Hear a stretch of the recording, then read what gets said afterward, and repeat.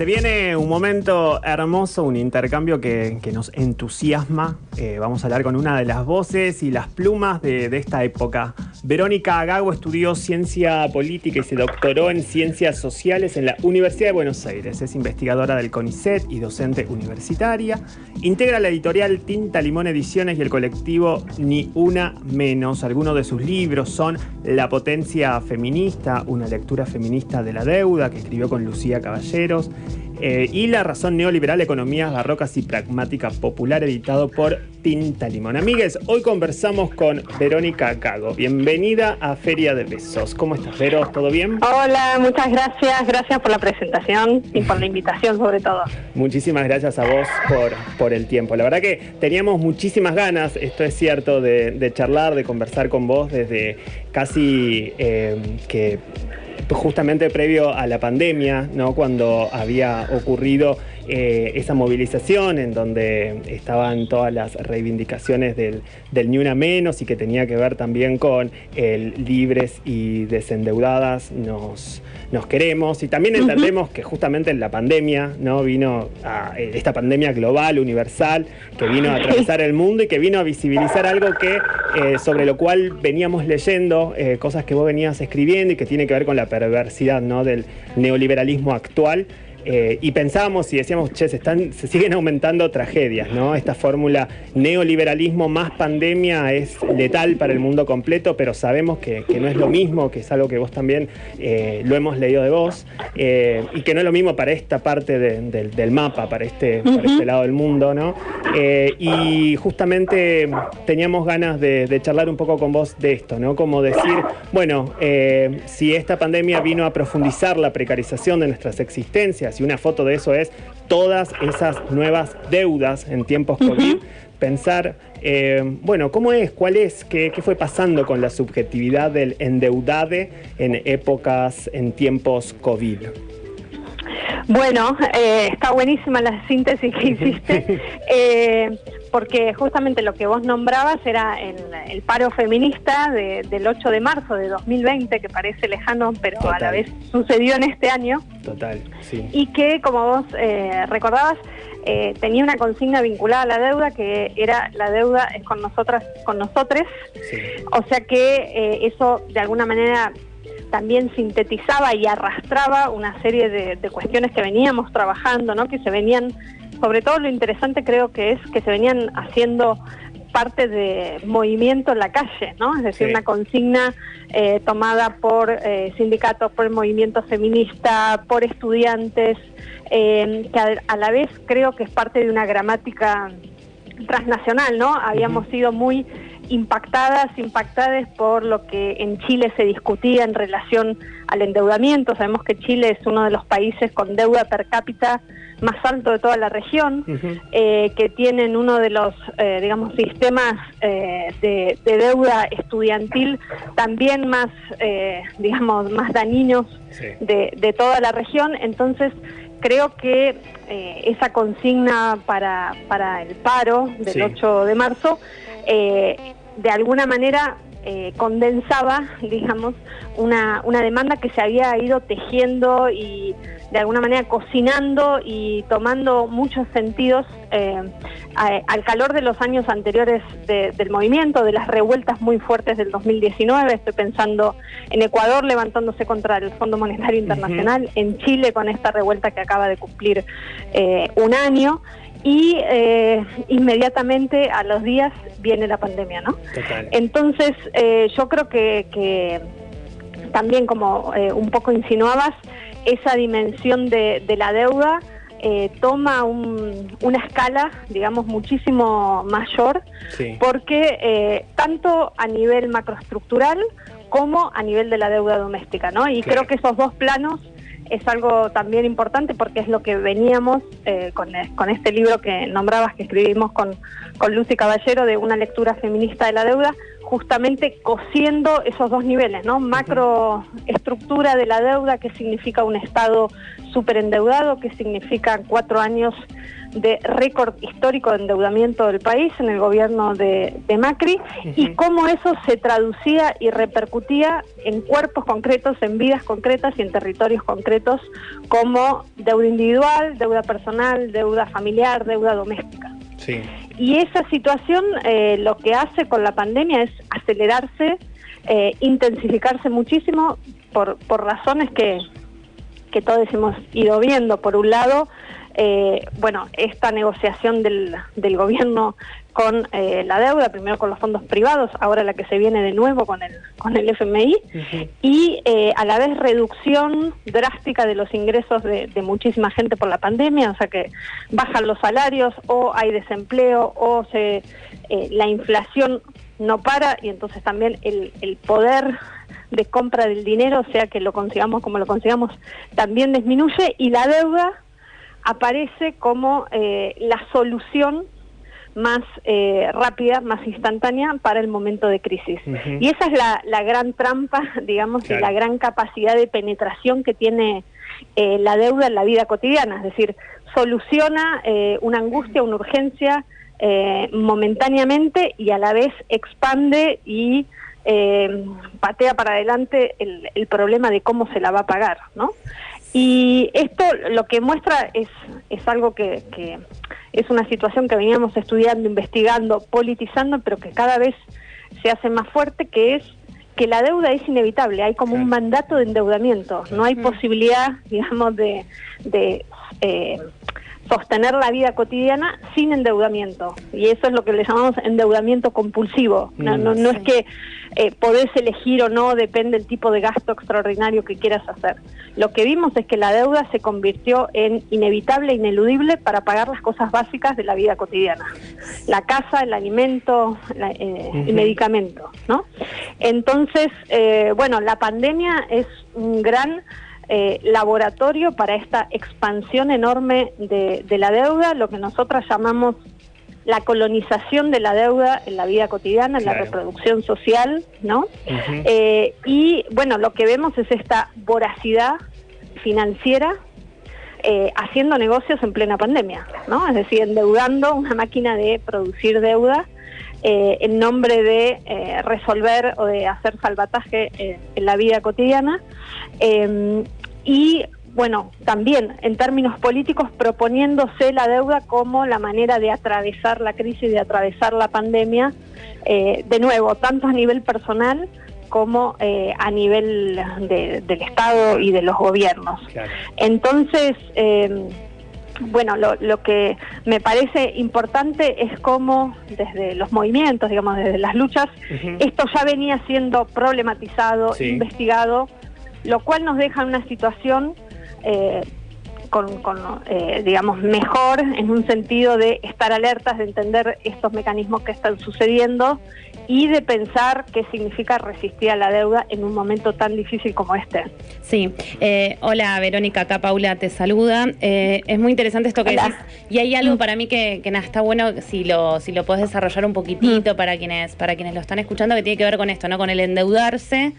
Y vos hablás de esto de la salida del closet de la deuda, que me parece interesante justamente para pensar si la pandemia profundiza sin dudas y nos empobrece más, y empobrece más a los cuerpos feminizados particularmente, y también lo que construye es esta idea que me encantaría que vos lo digas mucho mejor lo que yo lo puedo decir, pero sí relacionándolo con esto que mencionabas recién, ¿no? Como con esta forma individualizante de pensar la deuda y no como un fenómeno social que nos atraviesa y que construye ahí una idea moralizante, principalmente sobre la figura de las mujeres. Te escucho sobre eso.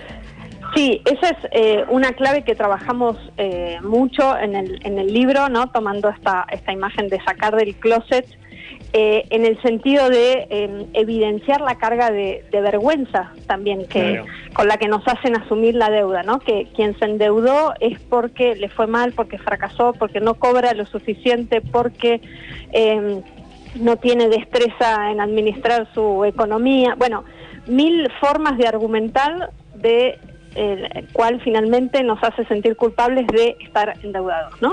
Y esa culpa se engancha directamente con esta idea de problema individual, que por lo tanto me tengo que hacer cargo de manera privada, individual, y un poco secreta casi, ¿no? Claro, la vergüenza va con esto del secreto de no contar las deudas. ¿Y en qué niveles socioeconómicos penetra más esa vergüenza, ¿no? También como que hay una mirada ahí de clase que es tremenda. Totalmente.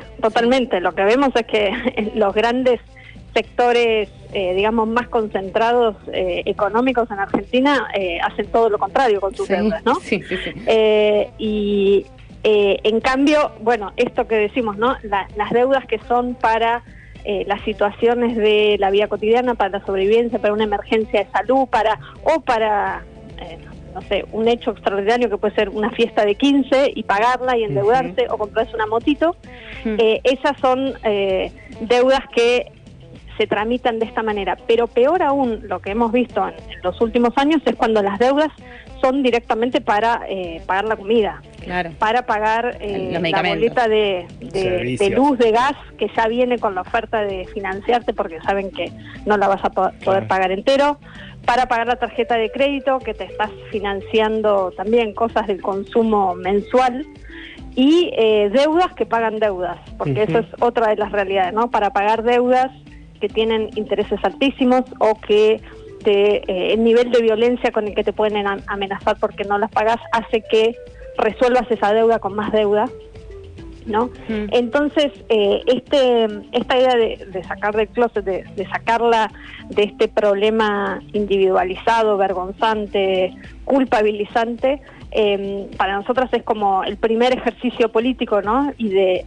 demostrar en qué sentido esa deuda es un mandato, que viene de, digamos, políticas de ajustes a las que son obligados los estados por políticas estructurales de endeudamiento, de privatización, que tienen que ver con un núcleo, digamos, del neoliberalismo, especialmente para los países del tercer mundo, y además sacarle justamente toda esa carga de fracaso individual que supone la idea de endeudarse para vivir, ¿no? Sí. Entonces, una de las cosas que hemos trabajado con muchas compañeras y compañeros en talleres, en presentaciones, en charlas, era justamente reconstruir estos circuitos de, bueno, cómo se produce la situación por la cual al final no me queda otra que endeudarme, ¿no? Sí.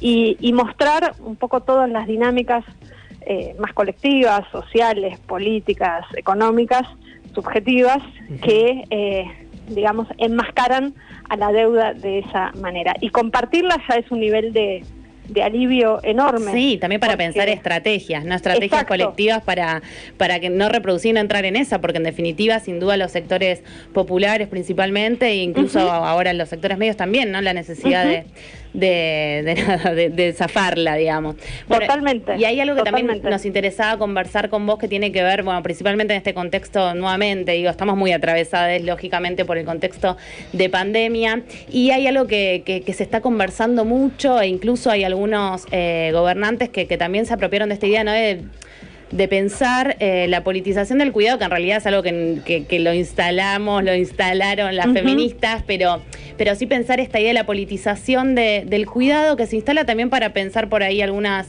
me acuerdo que algunos gobernantes, incluso no sé si Kicillof, no me acuerdo quién, pero dijeron esto, ¿no? Bueno, estamos viendo que sí, se está cuidando, son las que cuidan son las mujeres y demás cuestiones, como que ahora parece que es algo que se está conversando más.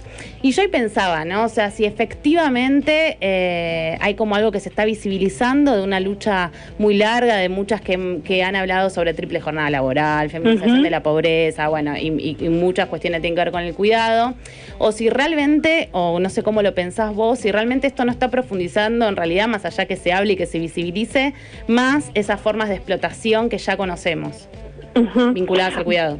Bueno, es bien interesante como lo planteas, porque yo creo que suceden las dos cosas al mismo tiempo. Sí. Por un lado, que efectivamente hay una visibilización, hay una cantidad de nombres, ¿no? que nombran esas tareas justamente de cuidado, de reproducción, de tareas comunitarias, ¿no? Hay todo un vocabulario, digamos, que empieza a nombrar esas tareas históricamente invisibilizadas, las nombra como trabajo, las nombra como productoras de valor. Y eso ya es, me parece, algo muy importante y que tiene que ver justamente como un ejercicio político de nombrar esas tareas como trabajo no reconocido, como trabajo asociado a mandatos de género. Entonces ahí está, creo, la segunda parte de lo que decías.